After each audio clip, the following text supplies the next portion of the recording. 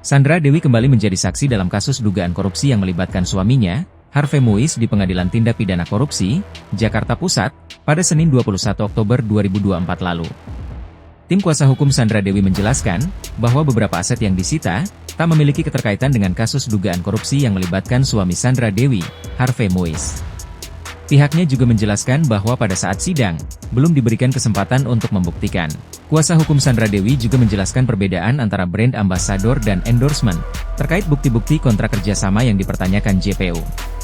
Saya lihat misalnya juga alat-alat pabrik, terus orang mau kalau mau bekerja nanti gimana kalau misalkan harusnya ya dalam asasnya penyitaan terhadap alat produksi itu dihindari. Kenapa? Jangan sampai alat produksi itu nanti nggak digunakan lalu penyusutan lalu rusak ya, sehingga itu juga akhirnya alat produksi itu nggak bisa digunakan. Harusnya alat produksi itu nggak boleh dilakukan penyitaan ya. Ini yang harus jadi pembelajaran lah ke depan ya, pasca pemerintahan baru, yaitu yang harus diperhatikan dengan baik. Bang, terkait tas dan endorsement sendiri, tadi JPU bilang bahwa bukti-bukti yang disertakan belum kuat dan perlu dikaji ulang, seperti apa? Iya, karena kan tadi kan kami belum dikasih kesempatan juga untuk menunjukkan kan. Jadi memang nanti rekan-rekan media juga bisa saksikan, nanti akan ada saatnya kami akan tunjukkan. Kami tadi bawa semua.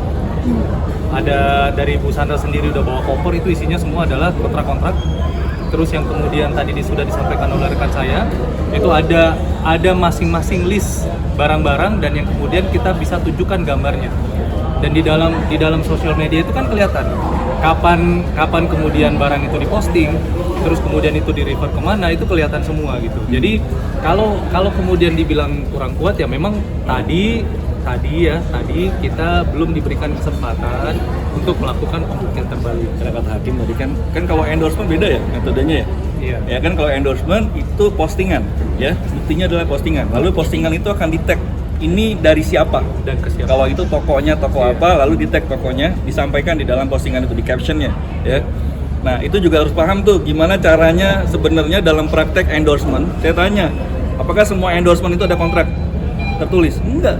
Sepanjang dia posting lalu disampaikan posting itu dikirim kepada si endorser atau video itu dikirim kepada endorser, itu sudah selesai kontraknya ya. Jadi perlu paham juga bagaimana antara perbedaan sebagai brand ambassador, sebagai endorsement. Jadi perjanjian endorsement dengan perjanjian brand ambassador itu dua hal yang berbeda ya. Di dalam sosial media yang satu digital ya, digital promotion, yang satu itu adalah promosi secara offline ya. Jadi ya teman-teman mestinya kasih tahu dong gimana caranya itu ya, bedanya antara digital ya promotion yang itu ada endorsementnya dengan yang itu brand ambassador yang itu ada kontraknya ya. Terkait dengan Paramount itu juga itu jelas ada kontraknya. Kenapa? Karena itu ada item-itemnya ada semua gitu. Jadi ya memang ini kan zamannya beda ya, agak berubah ya. Pasca adanya di sosial media, maka digital promotion itu lewat endorsement itu sepanjang ada postingan dan di mana endorser itu di tag ya, disebutkan bahwa ini dari mana. Karena itu kan yang dipromosikan tadi kan dibilang adalah tokonya. Dan itu tadi kami sampaikan ada 3 surat ya dari 3 endorser toko yang tas tadi, lalu saya sampaikan tadi sebagian di dalam keterangan dan mereka menyatakan memang benar itu tas itu disampaikan dan mereka 3-tiganya sudah diperiksa sebagai saksi dalam penyidikan.